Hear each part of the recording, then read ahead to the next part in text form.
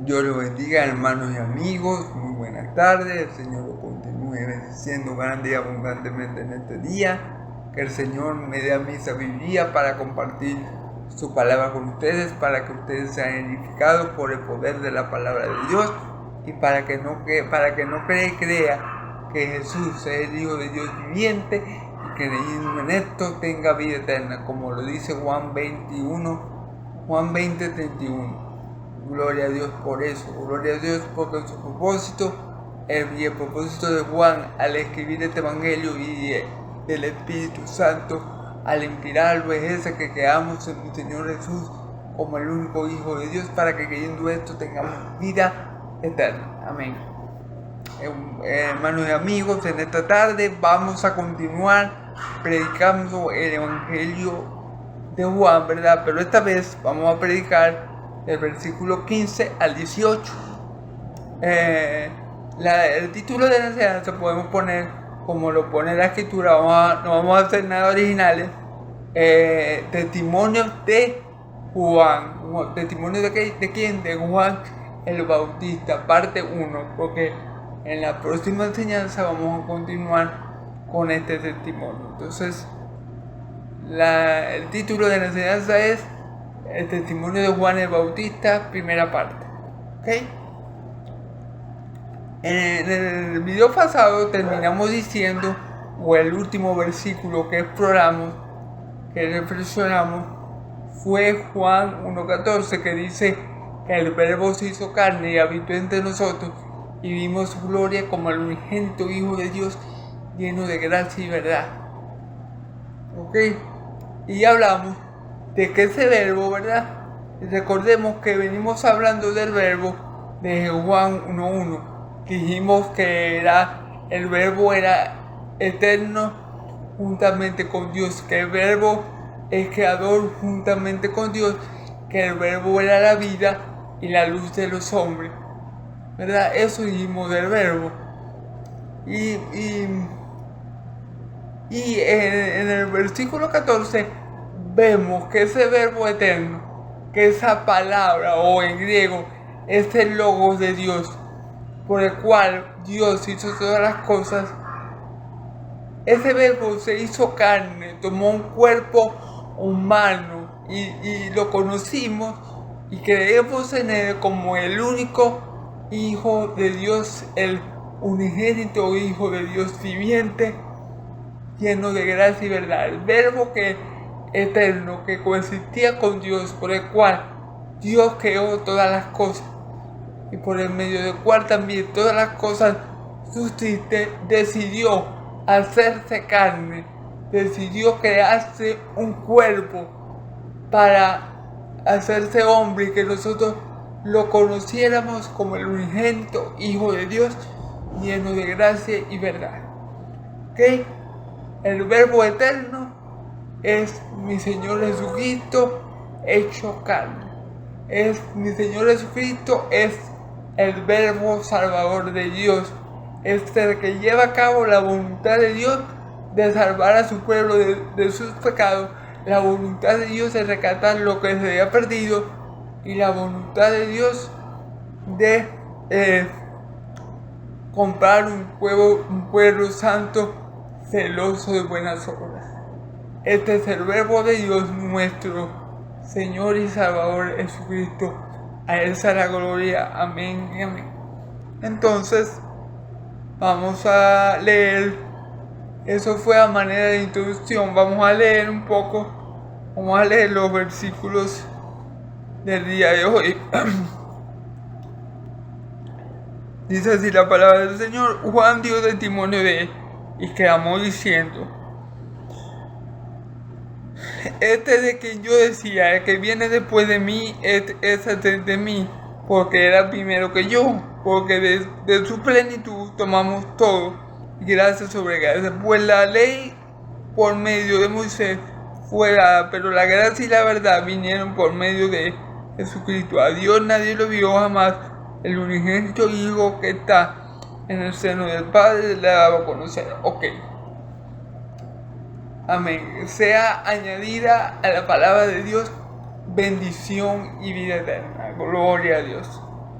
Ok, lo primero que vamos a ver es cómo Juan, ¿verdad?, hace una descripción de mi Señor Jesús. Como Juan, en el versículo 15, exalta a mi Señor Jesús y bueno, le da su lugar. Fíjense bien, vamos a empezar. Juan dio testimonio, dice en el versículo 15, Juan dio testimonio de él y clamó diciendo, este es el quien yo decía, el que viene después de mí es antes de mí porque era primero que yo. Ok, fíjense lo que Juan decía, lo que Juan clamaba en el desierto, decía, este es el que viene después de mí, pero es antes de mí porque es primero que yo. Entonces parece que hubiera una aparente contradicción en lo que está diciendo Juan, porque él dice que este es el que viene después de mí, pero después dice que este era antes que él. ¿Por qué Juan se refiere a mi Señor Jesús diciendo esta palabra? Bueno, nosotros, como ya yo mencioné en los videos pasados, Juan el Bautista, ¿verdad?, es el hijo de el sacerdote Zacarías y Elisa, ¿verdad? Elizabeth era una mujer estéril y un ángel también anunció a ella, o mejor dicho, a Zacarías, que su mujer iba a quedar encinta. Zacarías no creyó en el anuncio del ángel y por eso el ángel lo dejó mudo hasta que naciera el bebé, hasta que naciera Juan el Bautista. Lo importante de esta historia es que Elizabeth y María, ¿verdad?, y María fueron bendecidas casi al mismo tiempo. Es decir, cuando el ángel le anuncia a María que ella va a tener el Hijo de Dios en su vientre, a nuestro Señor y Salvador en su vientre, el ángel le dice también que su prima Elizabeth, que su parienta Elizabeth, va a tener un hijo en su vejez, porque para Dios no hay nada imposible. Y le dice tu parienta Elizabeth, la que la gente llama estéril, va a concebir un niño en su vejez, porque para Dios no hay nada imposible. El hecho es, hermanos y amigos, que Juan el Bautista nació aproximadamente 6 meses antes de que mi Señor Jesús naciera como hombre, ¿verdad? Por eso que Juan el Bautista dice, este es el que viene después de mí, porque en lo terrenal, en lo de este mundo, Juan el Bautista era 3 meses o 6 meses aproximadamente, según la Escritura, mayor a mi Señor Jesús. Por eso Juan acaba y quedamos diciendo, este es el que yo decía, el que viene después de mí, que es antes que mí. Y ahí dice que es antes que mí. O sea, él reconoce que aunque mi Señor Jesús nació de mujer después de Juan, ¿verdad?, aunque Juan el Bautista fuera mayor que él en edad, Juan ahí reconoce automáticamente, después dice, es antes de mí, porque era primero que yo. Juan ahí reconoce la eternidad del Verbo. Juan ahí reconoce que aunque sí, mi Señor Jesús era menor en cuanto edad humana se refería, era un poco menor a Juan el Bautista, mi Señor Jesús ya era el Verbo eterno de Dios. Mi Señor Jesús conoció a Abraham. Abraham dio testimonio de haber conocido a mi Señor Jesucristo y él se gozó de él, como dice la Escritura. Entonces Juan el Bautista tenía muy claro, ¿verdad? Juan el Bautista tenía muy claro que mi Señor Jesús era mayor que todos y que mi Señor Jesús era antes que todo, porque mi Señor Jesús, como vimos en los primeros versículo de Juan el Bautista es eterno y es Dios. Entonces Juan el Bautista tenía muy claro esta realidad. Por eso él dice, el que viene después de mí, que es antes, es antes de mí porque era primero que yo. Recordemos también, hermano, muy importante recordar que Juan el Bautista, ¿verdad? Venía, ¿verdad? Vino según testimonio, para dar testimonio de mi Señor Jesucristo. Juan el Bautista fue un profeta, ¿verdad? O los profetas que vinieron antes de Juan el Bautista ya habían profetizado que antes del Mesías iba a aparecer un profeta que iba a volver el corazón de los padres a los hijos y que iba a acomodar todo para que mi Señor, nuestro Dios, nuestro Salvador Jesucristo pudiera aparecer en la escena. Eso lo podemos encontrar en Malaquías 4 del 4 al 6. Y mi Señor Jesús da testimonio de que Juan el Bautista era el Elías que había de venir. Porque dice la Escritura, los profetas del Antiguo Testamento, el profeta Malaquías, que antes de venir mi Señor iba a venir de nuevo Elías. Y mi Señor Jesús da testimonio de que Juan el Bautista es el Elías que ha de venir. Eso lo podemos contar en Mateo 11. Gloria a Dios. Entonces, como veníamos diciendo, Juan el Bautista conocía digámoslo así, la deidad y la superioridad de mi Señor Jesús. Juan el Bautista decía, sí, este es que yo decía, él viene después de mí, pero después él reconocía, pero era antes de mí, porque era primero que yo. Recordemos que de mi Señor Jesús, que era la palabra de Dios en el principio, el verbo que era con Dios en el principio, fueron hechas todas las cosas. ¿Me entienden? Mi Señor Jesús es el primero de todos y también, por supuesto, el más importante de todos. Por eso es que Juan el Bautista reconoce la superioridad, reconoce la deidad de mi Señor Jesucristo. Y recordemos, hermanos, que el Evangelio de Juan fue escrito precisamente para que cuando lo leyéramos reconociéramos que mi Señor Jesús era Cristo, el Hijo del Dios viviente, y que para que creyendo en eso tuviéramos vida. Eso lo contamos en Juan 20:31. Ahora vamos al versículo 16. Porque de su plenitud tomamos todo, y gracia sobre gracia. ¿De la plenitud de quién? De Cristo. Dice la palabra que Cristo lleva todas las cosas a su plenitud. También dice la palabra que en Cristo habita toda la plenitud de la deidad. Todo lo que es Dios habita corporalmente en Jesucristo. Entonces, de esa plenitud, de la plenitud de Cristo, nosotros tomamos todo lo bueno, todo lo verdaderamente bueno. Recordemos, hermano, que la fuente de todo bien es nuestro Señor. Dice la palabra que todo bueno y toda buena dádiva procede de Dios, el Padre de las luces, en el que no se halló en el que no se halló ni niebla ni sombra de variación. Entonces todo bueno y toda buena dádiva procede de Dios, del Padre de la luz, en el que no se halló ni niebla ni sombra de variación. Y aquí en este versículo dice que de la plenitud de Él, de Cristo, tomamos todo lo bueno, dice, de su plenitud tomamos todo, y gracia sobre gracia.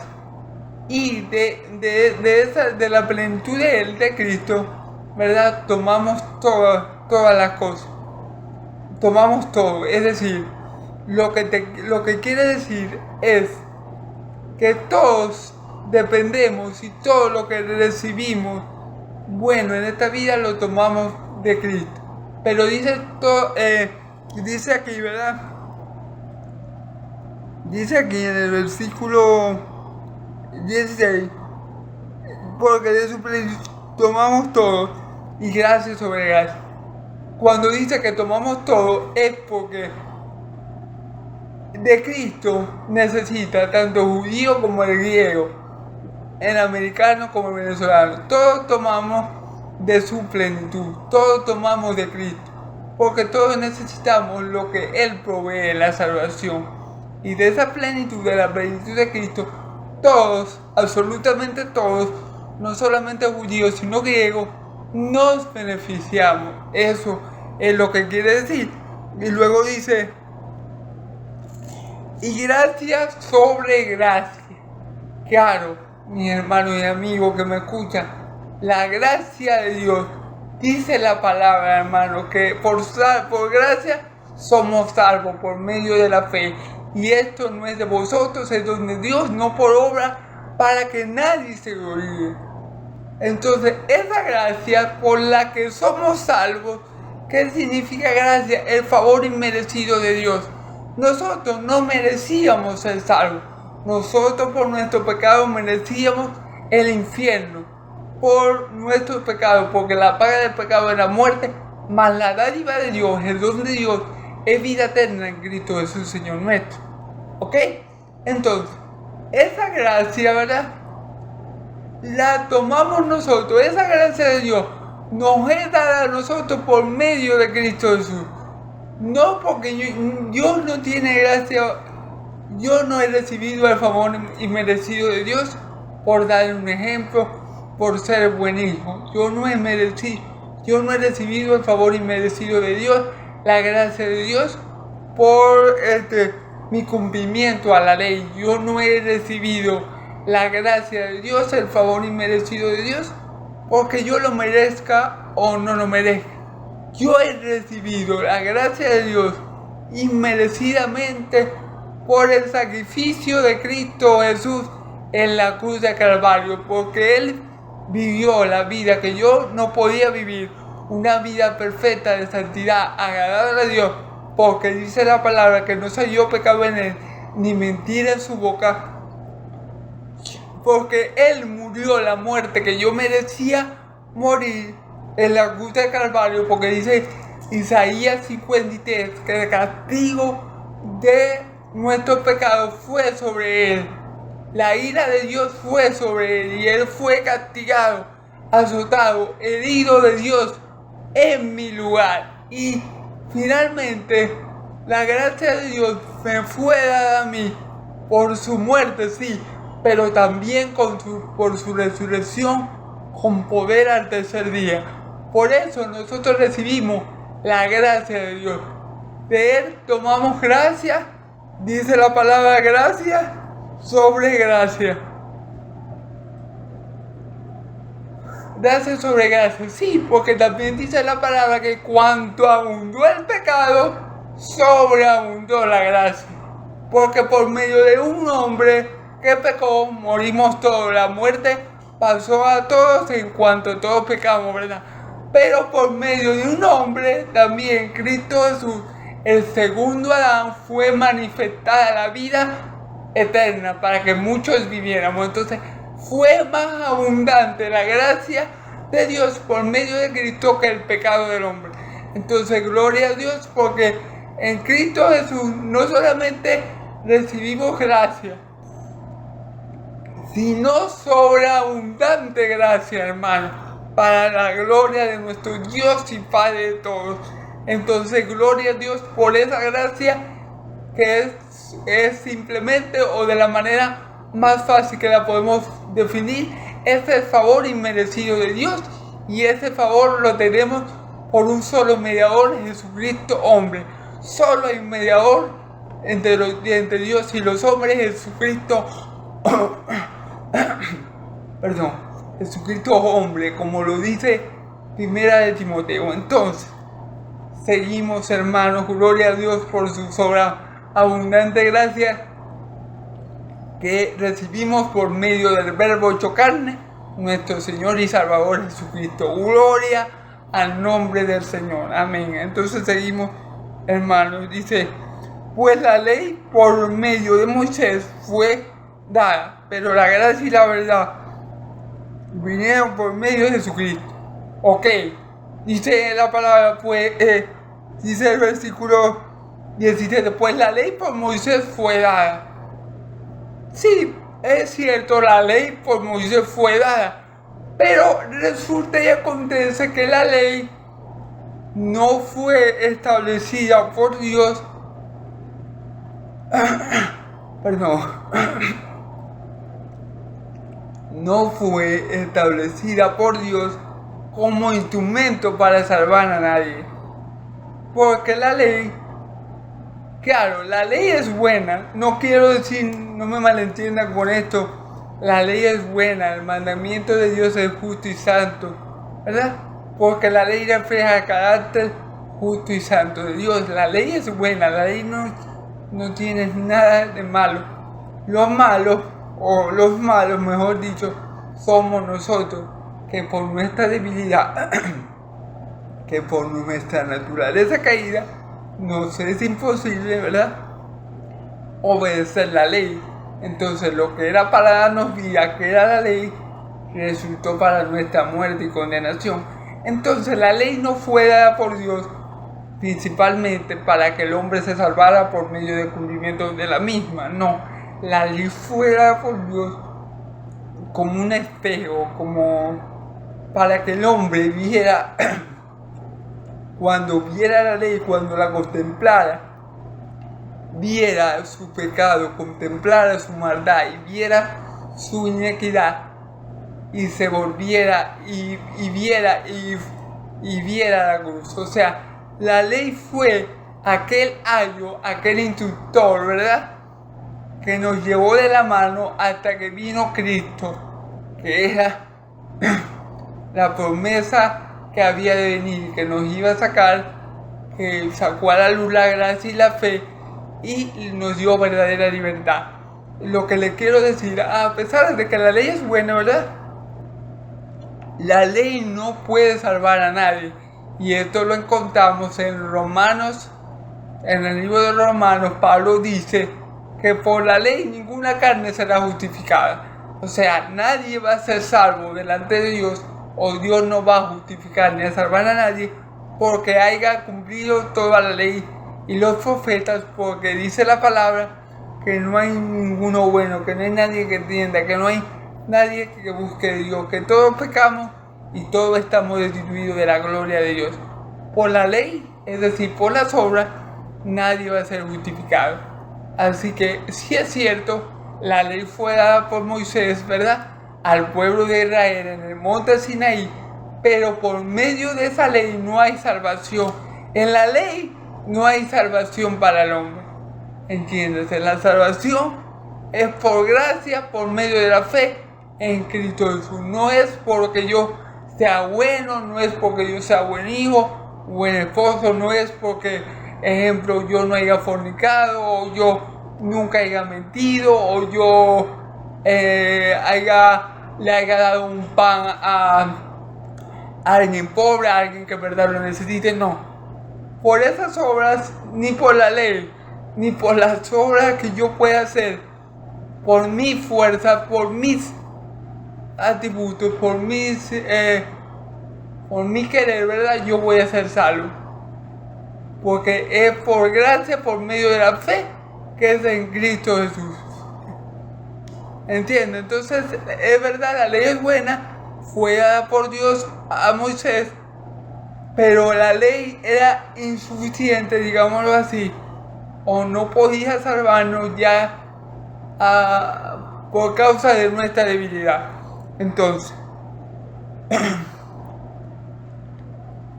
dice los siguientes versículos: pero la gracia y la verdad vinieron por medio de Jesucristo. Ahora sí viene la parte buena para nosotros, pero la gracia, pero el favor inmerecido de Dios, pero el regalo de Dios Pero la dádiva de Dios, la vida eterna y la verdad fueron dadas por mi Señor Jesucristo. La gracia de Dios,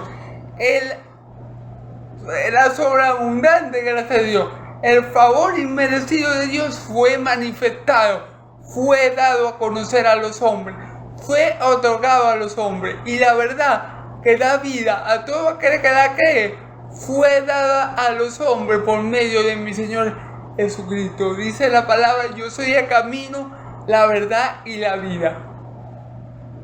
El que cree en mí, aunque esté muerto, vivirá. Dice: yo soy el camino, la verdad y la vida.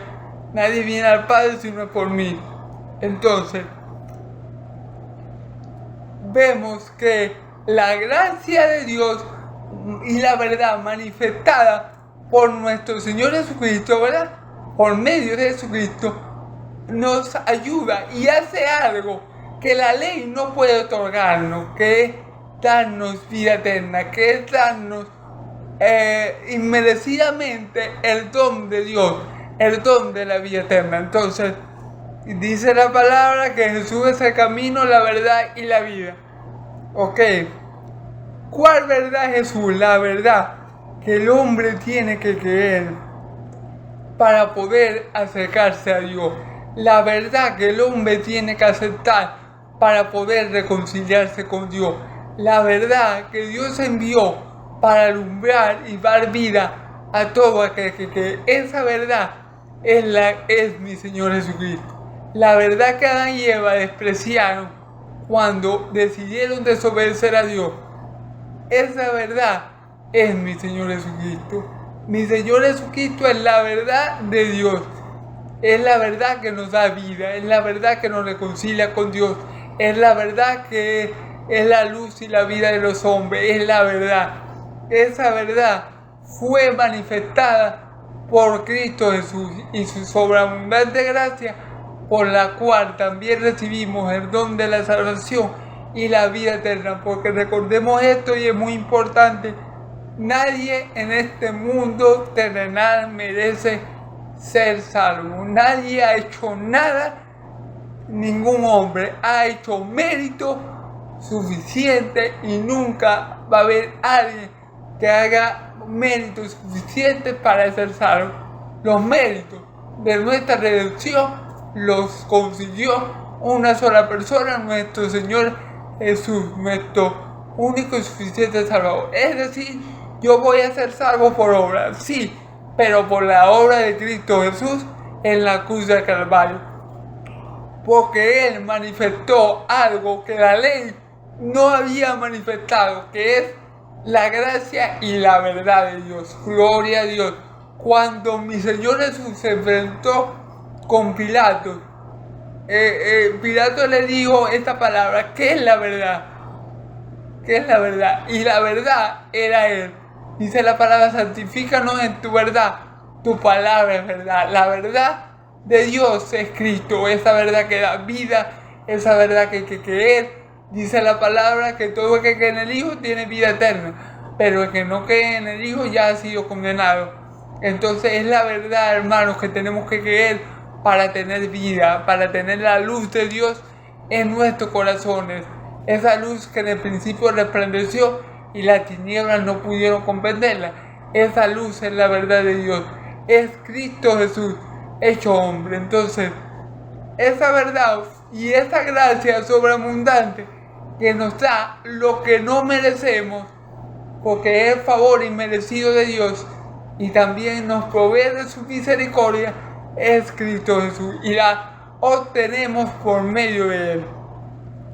Así que podemos decir que Cristo Jesús es el mediador, y no solamente sí es el mediador de Dios y los hombres, pero también es el que manifiesta a los hombres la gracia de Dios y su verdad, cosa que la ley no hizo, y por ende la ley no podía salvar a nadie, porque la salvación de los hombres es únicamente por gracia. De otra manera, hermanos y amigos, no hay forma de que el hombre pueda ser salvo. Para el hombre salvarse a sí mismo es imposible, mas como está escrito: para Dios todo es posible. Gloria a Dios. Por eso, el versículo 18, ya para finalizar, dice: a Dios nadie lo vio jamás. El unigénito Hijo que está en el seno del Padre le ha dado a conocer.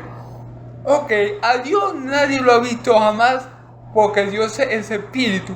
Y nosotros con este cuerpo terrenal no podemos divisar lo espiritual, no podemos contemplar el reino de Dios. Para nosotros, el ver a Dios todopoderoso, omnipotente, omnisciente, es algo imposible, porque necesitaríamos tener un cuerpo semejante al de Dios, un cuerpo inmortal para poder, y espiritual, para poder habitar donde habita Dios.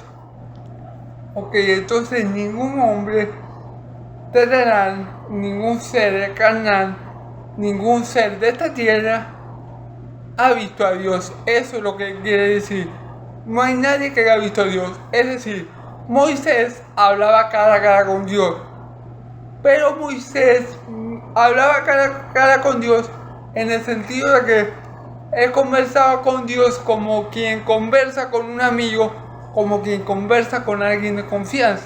Era muy cercano a Dios, era un siervo amado por Dios, de que dio testimonio a Dios mismo, de que fue un siervo fiel en toda su casa. Gloria a Dios por Moisés. Pero realmente Moisés no vio cara a cara a Dios, es decir, Moisés no vio al Dios Todopoderoso en toda su potencia. Al Dios Padre no lo ha visto así, de esa manera, ningún ser humano. Le pongo otro ejemplo.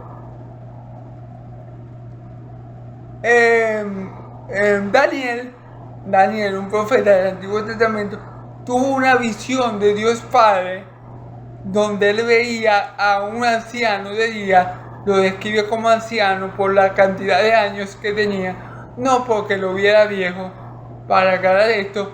Entonces, y él lo describe, tiene cabello blanco como la lana limpia, dice que sus ojos son como llamas de fuego, y que millones y millones le servían. Y esta misma descripción, ¿verdad?, la vemos en el libro de Apocalipsis, ¿verdad? Entonces, a este Dios omnipotente, todopoderoso, con ojos como llama de fuego, que su rostro resplandece como el sol, que su boca es como estruendo de muchas aguas, a este Dios nadie lo ha visto. Ningún ser humano puede ver a ese Dios y permanecer con vida. Ojo, Daniel, ¿verdad?, lo vio en una visión, no lo vio cara a cara. Moisés, como les venía diciendo, sí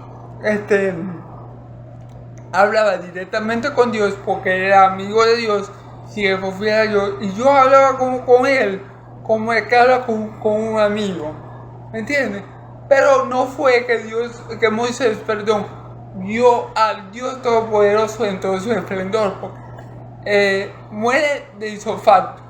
Entonces, eso es lo que quiere decir mi Señor Jesús. Nadie ha visto a Dios, dice, a Dios nadie lo vio jamás, nadie. Y si él dice nadie, es nadie. Ni Moisés, ni Jeremías, ni Daniel, ni Isaías, porque Isaías también contempló la gloria de Dios en el templo, pero tampoco vio al Dios Todopoderoso, no lo contempló. Él tuvo una visión sobre la gloria de Dios, mas al Dios Todopoderoso no lo contempló. Él vio fue la gloria de Dios. Entonces, él vio, digámoslo así, a mi manera de ver, por lo que dice la Escritura, él contempló fue a mi Señor Jesús, a la gloria de Dios. Eso fue lo que él vio. Entonces, mi Señor Jesús es el testigo fiel y verdadero, es aquel que nos puede dar un testimonio más fiel de Dios, porque Él ha estado con el Padre, en el Padre, como dice en 1 Juan 1:1. Así que como dice el versículo 18, a Dios nadie lo ha visto jamás, sino que el unigénito y yo que estaba en el seno del Padre lo va a dar a conocer. Por eso es que mi Señor Jesús es el testigo fiel y verdadero de Dios, porque Él nos habla por experiencia, Él nos habla por lo que Él vio y escuchó del Padre, como está escrito, es eso lo que Él nos ha dado a conocer. Por eso la palabra es clara, nadie conoce al Hijo sino el Padre, y nadie conoce al Padre sino el Hijo, y a los que el Hijo se los dé a conocer. Entonces, el único que nos puede vincular y dar a conocer verdaderamente a nuestro Dios y Padre es nuestro Señor Jesucristo, porque Él es el único que nos puede dar un testimonio fidedigno, un testimonio que no podemos dejar de creer, porque Él lo ha visto cara a cara, porque Él ha escuchado su voz y porque Él conoce perfectamente la voluntad del Padre, que es la que Él lleva a cabo. Hermanos y amigos, espero que esta prédica les sea de mucha bendición, de mucho gozo, de mucha paz y de mucha edificación, y que conozcamos por medio de la palabra del Dios de Israel al Dios de la palabra, al Dios de nosotros, al Dios y Padre de nuestro Señor Jesucristo. Sigamos creyendo en Cristo, y si no creemos, y si alguien que me ve no cree en Cristo, crean en Él, porque Él es el unigénito Hijo de Dios. Él es el único que ha visto cara a cara a Dios, y Él nos puede dar testimonio fiel de lo que Dios quiere y de lo que Dios ha hecho por todos nosotros. Creamos en Cristo para obtener esa sobreabundante gracia por la que somos salvos y tenemos el don de la vida eterna. Dios los bendiga, hermanos y amigos. Amén y amén.